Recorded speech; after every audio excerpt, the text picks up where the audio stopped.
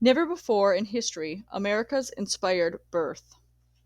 Unit 3, Chapter 8, The American Revolution. In 1673, almost 20 years before the witch crisis at Salem, a young man named John Wise graduated from Harvard and became a Puritan minister. He embraced the Westminster Confession and was thoroughly trained in biblical interpretation and languages.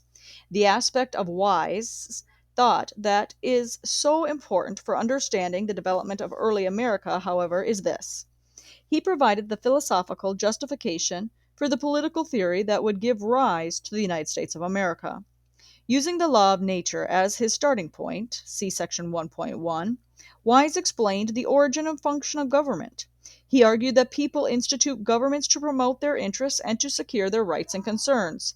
He noted that liberty, equality, and self preservation are rights that are in stamp upon a person's nature as a creature which God has made and furnished essentially with many ennobling immunities.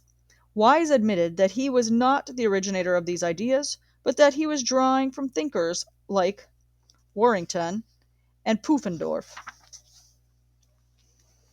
Between Plymouth Rock and Independence Hall.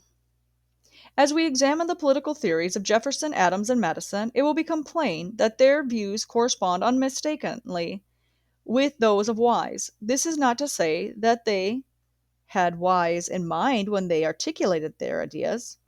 But the similarity does indicate a conceptual linkage between Plymouth Rock and Independence Hall. In John Wise, we have a philosophical missing link between the Puritans and the founders. Wise was not the only one. Alice Baldwin had studied the influence of the New England ministers on the founders. For generations, the ministers had kept alive the doctrines of the 17th century and had presented them to their people.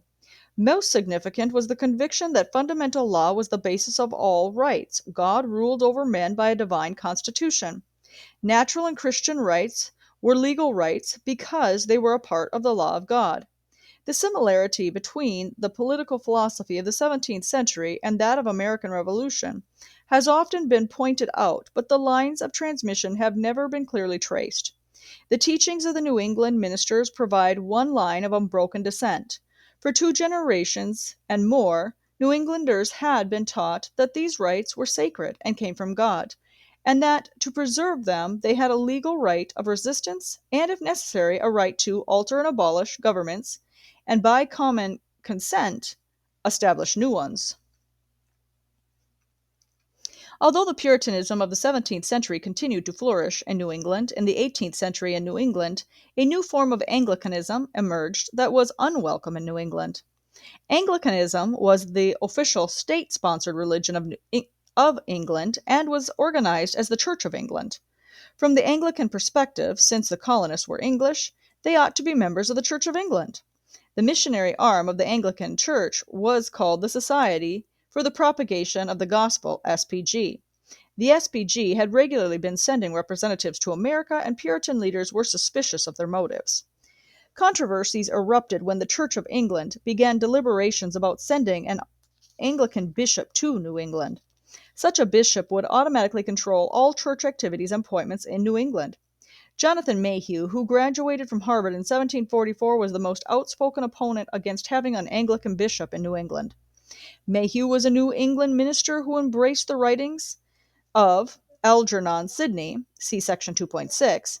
In 1750, Mayhew used the anniversary of King Charles I's beheading as an opportunity to declare that the people have the right and duty to resist a government that would impose religion on them.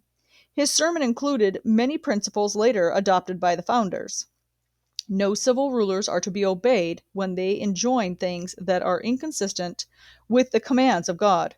All such disobedience is lawful and glorious, particularly if persons refuse to comply with any legal establishments of religion, because it is a gross perversion and corruption of pure and divine religion. The only reason of the institution of civil government, and the only rational ground for submission to it, is the common safest and utility. If, therefore, in any case, the common safety and utility would not be promoted by submission to government, but the contrary, there is no ground or motive for obedience and submission but, for the contrary, resistance and revolution. Here's a clear link between Calvin and the founders. Mayhew's source for the first part of his quote is Book 4:20 of Calvin's Institutes. The second portion, which alludes to the social compact theory, derives from Calvin's errors in England and America, particularly Rutherford, Sidney, and Wise. In his sermon, Mayhew approves the Puritan Revolution of the 1640s, see section 2.1, and he declares that the Puritans were justified in beheading King Charles I. It may be said that Cromwell and his adherents were not, properly speaking, guilty of rebellion, because he whom they beheaded was not, properly speaking, their king, but a lawless tyrant. This sermon, which encouraged resistance against English authority, was preached 25 years before the Revolutionary War. The royal governor viewed Mayhew as a rabble-rouser who was inciting the colonists toward rebellion. Another loyal follower of the crown, Peter Oliver, accused Mayhew of fomenting a revolutionary crisis. Mayhew's sermon gave firm theological and philosophical grounds for resisting unjust intrusions by the Hanover kings of England. Note that in 1750 taxes were not the issue. The Stamp Act crisis, for instance, was still 15 years in the future. Mayhew's sermon was strictly concerned with the kings legislating the colonists' religious beliefs. Some scholars credit this religious controversy with being the spark that ignited the American Revolution. This controversy spilled over to Virginia. Despite their official association with the Church of England, Virginians had developed a de facto congregational religion. They were accustomed to their autonomy and resented the Church of England's interference with any aspect of their local church government. Many Virginians agreed with Mayhew's views rather than with those of their fellow Anglicans back in England.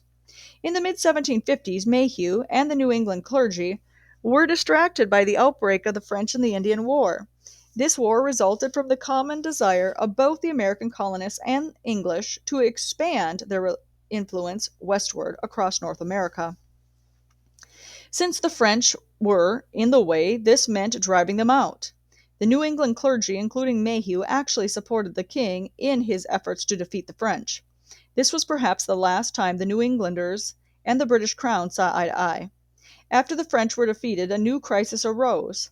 The king had spent a great deal of money providing military force to drive out the French. Who then should pay the debt? In Parliament's view, those who benefited from it, namely the American colonists. In 1764, Parliament passed the Revenue Act, and in 1765, the Stamp Act.